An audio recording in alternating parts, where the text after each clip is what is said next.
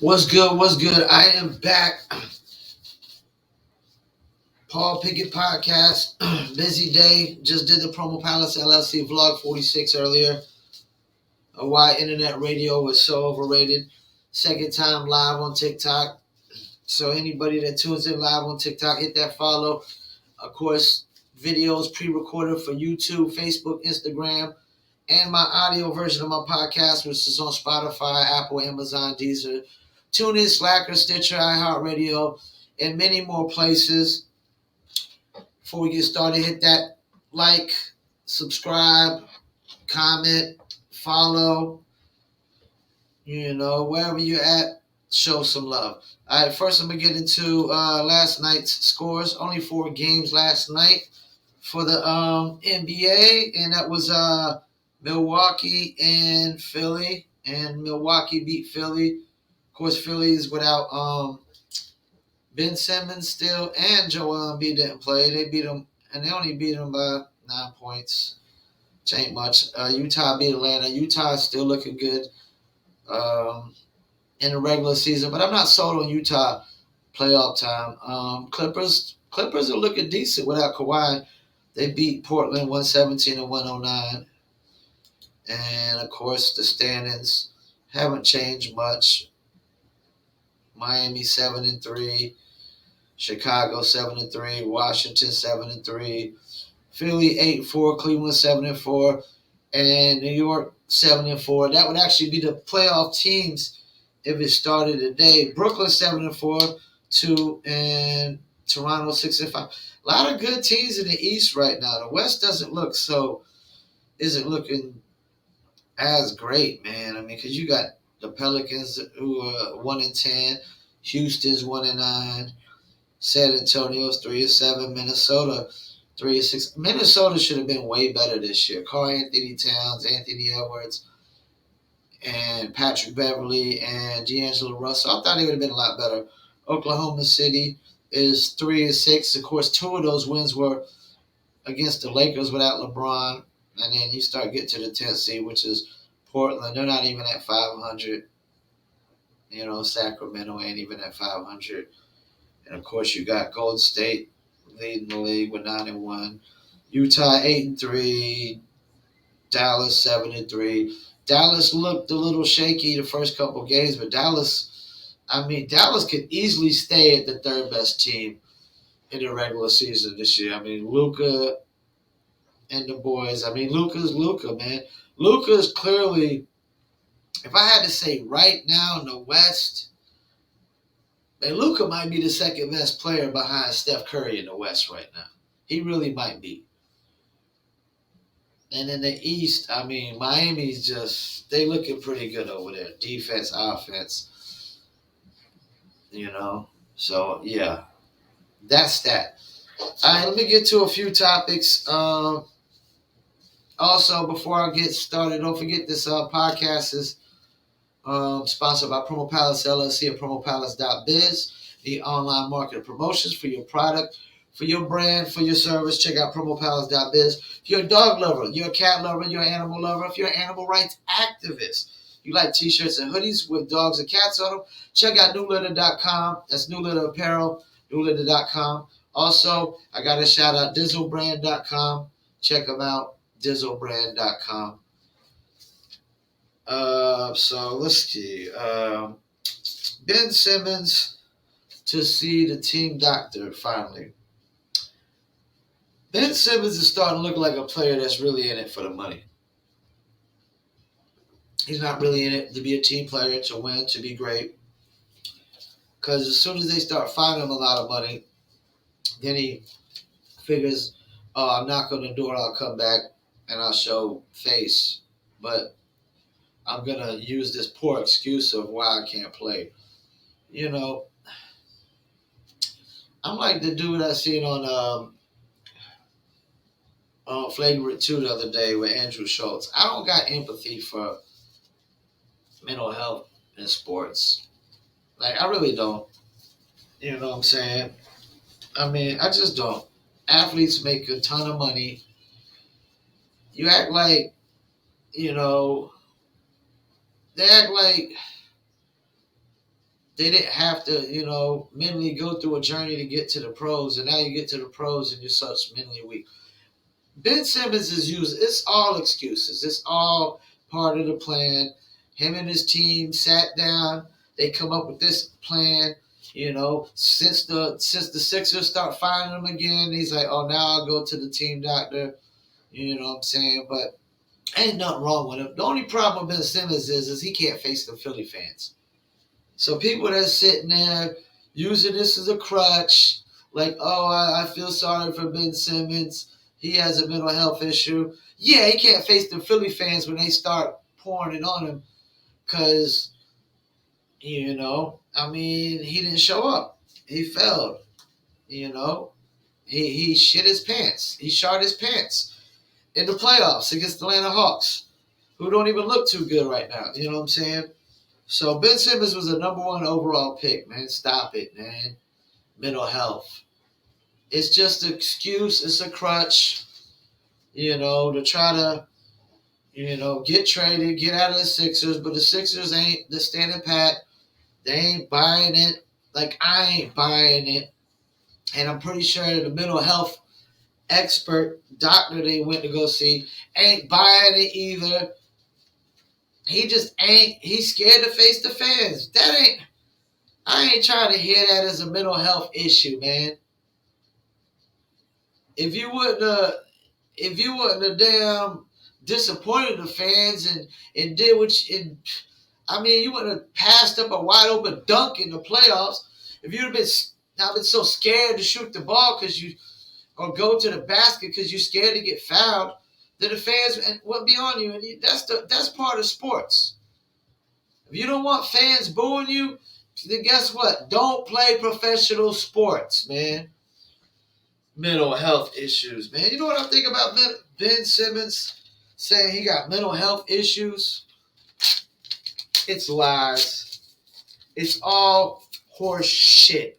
It's bogus. It's make-believe fairy tales, made up imaginary BS that him and Clutch Sports came up with to try to maneuver the trade. That's all. Alright, let me get into this Joker suspended and Marquise Morris gets fined. Um, if you're a basketball fan, you already seen the footage. Marquise Morris took a dirty shot, and Jokic retaliated. See, this is the double standard of society, politics, sports. There's a thing called an eye for an eye. You fight fire with fire. You hit me with a dirty shot, I hit you with a dirty shot. That's how it works. It's called retaliation. You know, like you gotta be a straight punk and a coward to just let somebody just blatantly keep doing dirty stuff to you. And let's not forget Marquise Morris and his brother.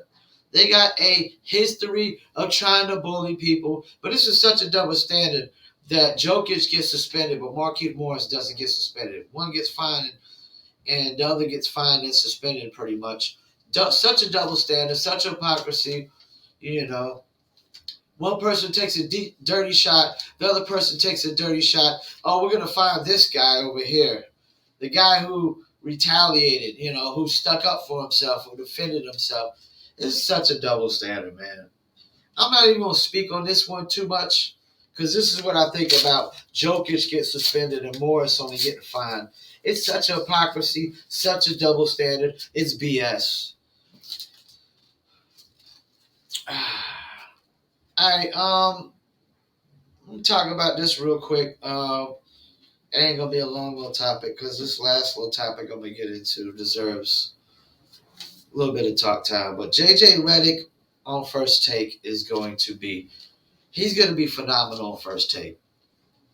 And let me tell you, as a North Carolina Tar Heel fan,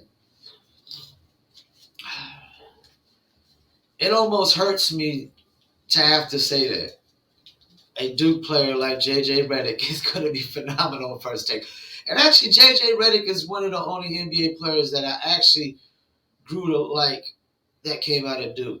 Like, I used to like Kyrie when he was with the Cavs and LeBron until we started to see, like, he was selfish.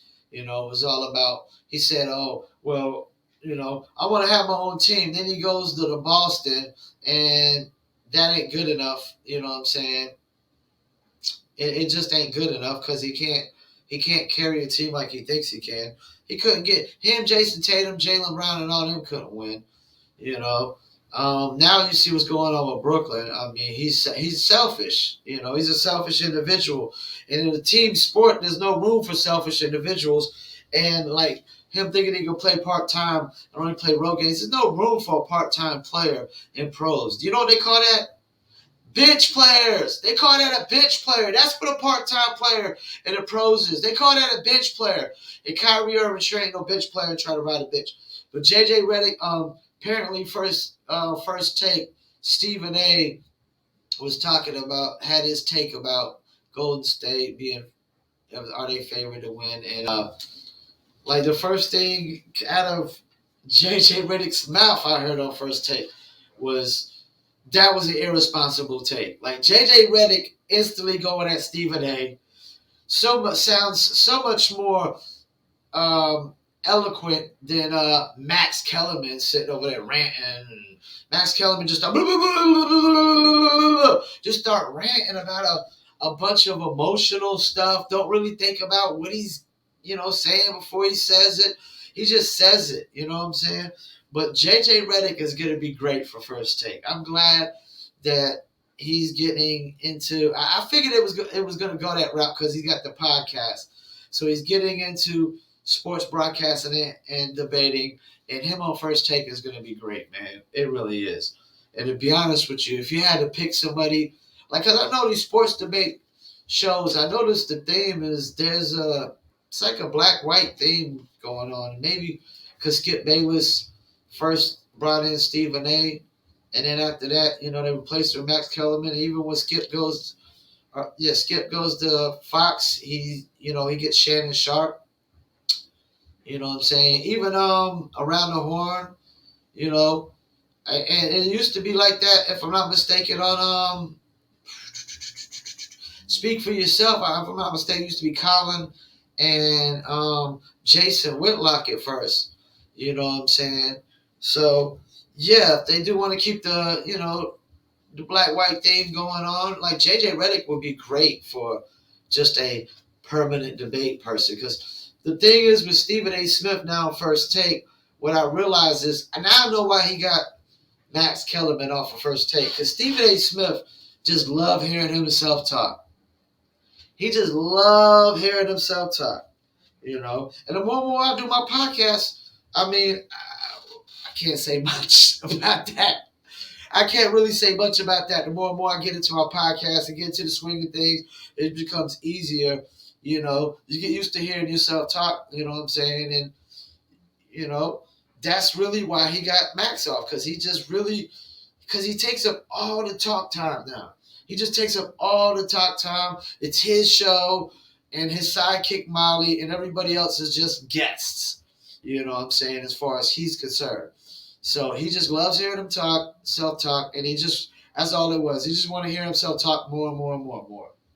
But JJ Redick's going to be great. Steph Curry.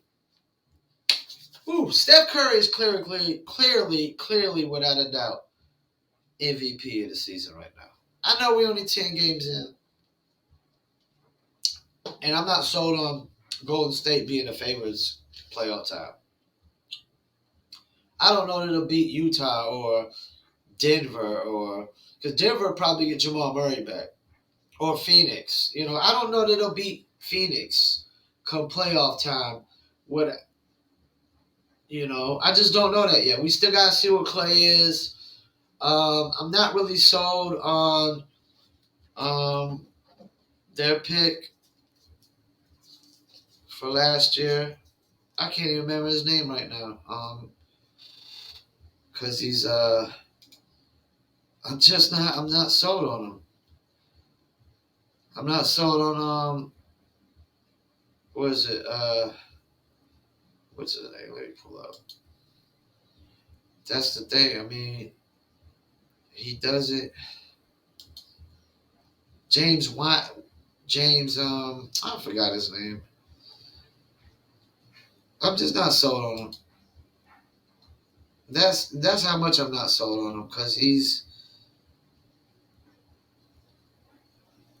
James Wiseman.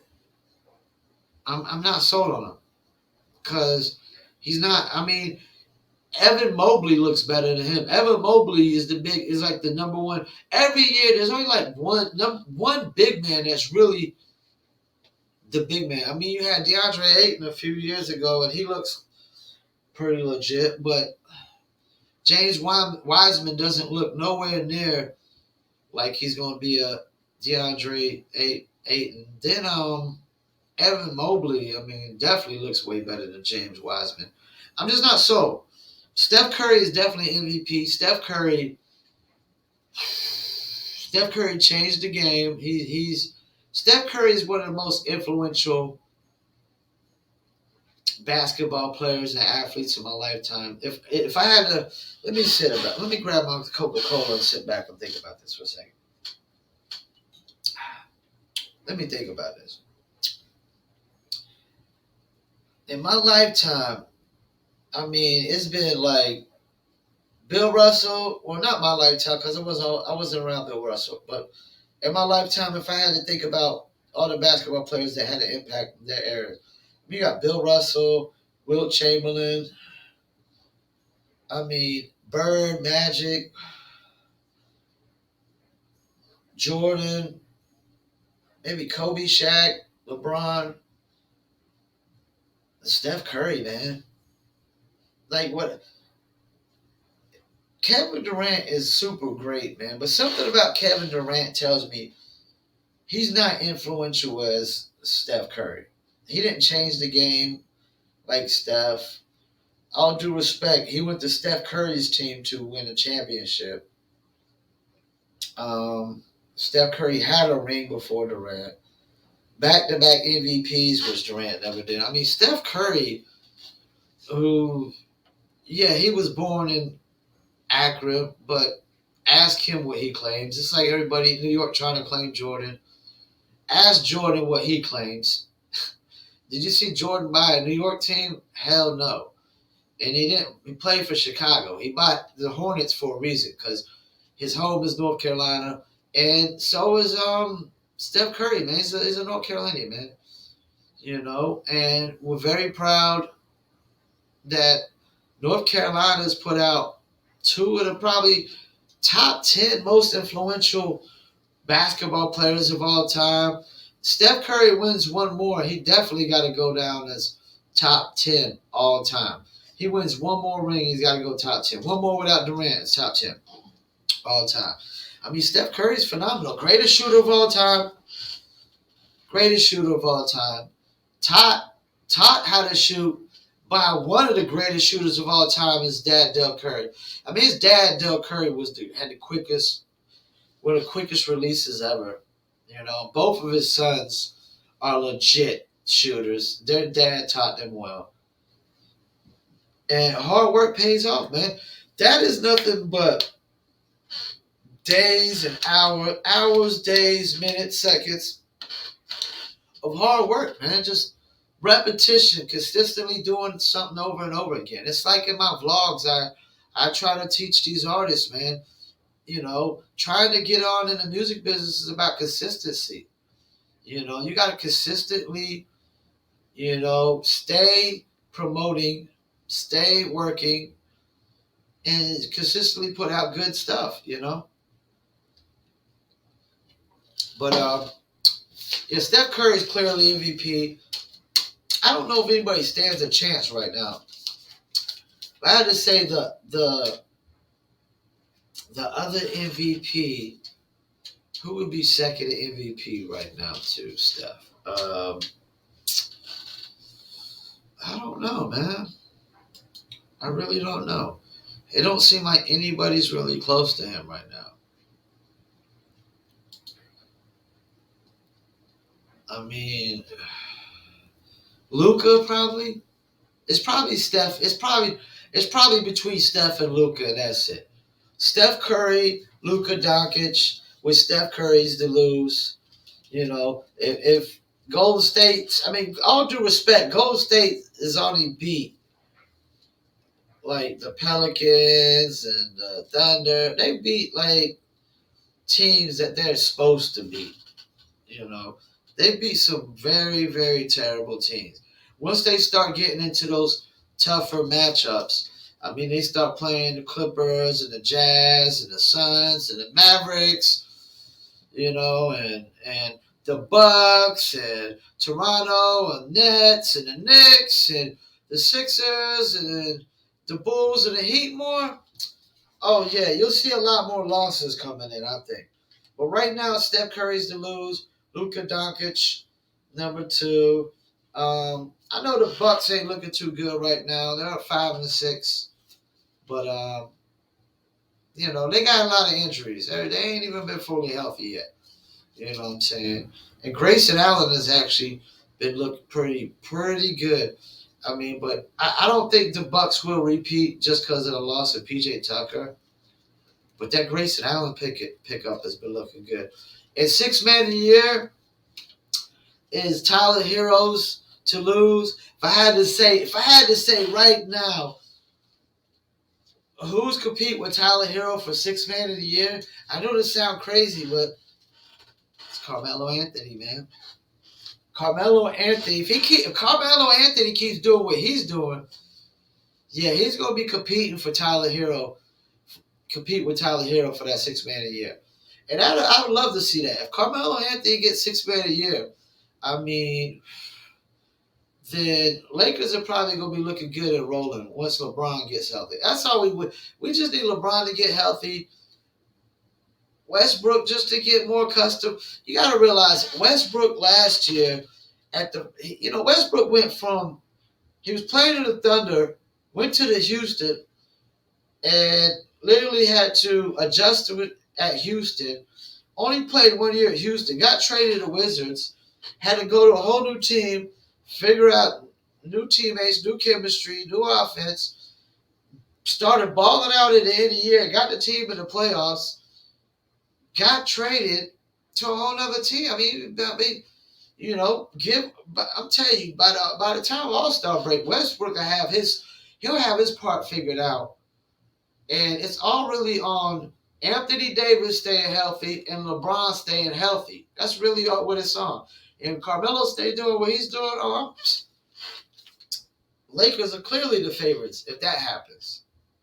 If LeBron is healthy, Anthony Davis is healthy, Carmelo stay fighting for six man a year, and I'm without a doubt, I'm convinced Russell Westbrook will figure it out. He always does. He always does. I mean, he's got a whole new role. Now he's third. This guy went from second and third. He was second fiddle with OKC. Then he goes to Houston with James Harden, who he played with at OKC, who was third fiddle to him at OKC. And then he goes to Houston, becomes second fiddle to James Harden, who was actually third fiddle to him before. Then he becomes second fiddle to Bradley Beal, and now he's third fiddle to LeBron James and Anthony Davis. It's an adjustment, man. It's a sacrifice that he's willing to make. And he's definitely going to ball out way more than Kevin Love and Chris Bosh, I think, number-wise. He's going to figure it out. But Steph Curry right now, clearly MVP. For right now, Luka Doncic in the wing at second. Steph Curry's to lose, depending on, they start losing a lot of games. And Tyler Hero, six man of the year right now with Carmelo Anthony. And defensive player of the year probably I would probably say like Rudy Gobert and probably like Bam Adebayo or PJ Tucker or something for the Heat. Probably somebody from Miami Heat or Rudy Gobert. But yeah, Steph Curry, man, big ups to him right now, balling out. Steph Curry doing Steph Curry things. And that's the thing, like, when you're the greatest shooter ever, it's going to open up so many other things. So many other things. And then his teammates are actually contributing a lot more than they did last year. We get a lot more like Jordan Poole and all these other dudes. A lot more out of them. Well, I want to thank y'all for tuning in. Tomorrow we're going to do another vlog on the Promo Palace LLC vlog, which will be vlog 47. Be on the lookout for that. And I'll be live on TikTok, of course, again. And that'll be titled Curators versus Influencers. And, of course, all my people watching on TikTok, live on TikTok, influencers will win that fight. Influencers win the fight over curators any day of the week. Once again, I want to thank you for tuning in. This is Triple P, Paul Pickett Podcast, aka the Common Sense Podcast, your source for music, sports, entertainment, politics, world events, and more. Don't forget the audio version of this podcast goes to Spotify, Apple, Amazon, Deezer, Stitcher, TuneIn, Player FM, Podcast, Addict, Podchaser, and more. Also, this podcast is sponsored by Promo Palace LLC at promopalace.biz, the online market promotions for your music, your brand, or your product, or your service. Check out promopalace.biz. If you're a dog lover, cat lover, animal rights activist, you like t-shirts, hoodies, even sneakers with dogs and cats on them, check out New Litter Apparel at newlitter.com. We also got apparel for your dogs to wear, like dog bandanas, and hopefully we got cat apparel coming soon. Also, I got to give shouts out to the Dizzle brand. Check them out, dizzlebrand.com. Of course, got my bottle of Dizzle right here. 3 more bottles on the way. We got the new Dizzle. We got new logos on the new Dizzle bottles and whatnot. So got Dizzle coming on the way. Check them out, dizzlebrand.com. Got a bunch of recipes on there where you can make your own drinks at home, and a bunch of recipes for any bars or clubs that pick up the Dizzle. Dizzle is also available in about a dozen spots in California, and we got an online order link, which I'm going to start adding to all my podcasts, as well as the merchandise link for New Litters in the description. Once again, I want to thank y'all for tuning in. I'm your host, the one and only Paul Pickett, host of the Paul Pickett Podcast. If you're on TikTok, hit that follow. I will follow back. You're on YouTube, hit that subscribe. Facebook, hit that like. And Instagram, hit the follow and follow everywhere else. Thank you for tuning in. Peace, and I'm out.